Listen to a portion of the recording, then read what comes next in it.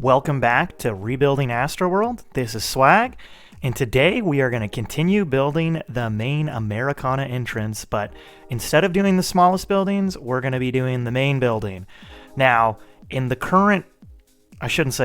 the previously built park, this is one large building with a bunch of different facades. This is sort of like the main square building. It's got a little pointy roof, and then these side buildings have little facades, and then on the back, which don't know if we're going to get to in this episode, it is like one succinct building, maybe with a stairway up to the roof on the backside, but there's a large opening in the back that is an entrance to what I believe is probably a big shopping center inside this building. And then, of course, this bridge kind of goes to the back of the park. So what I'm going to do is probably build this middle building, figure out how big we want to make it, and then do the side buildings one by one. So probably separate them into 3 block wide areas.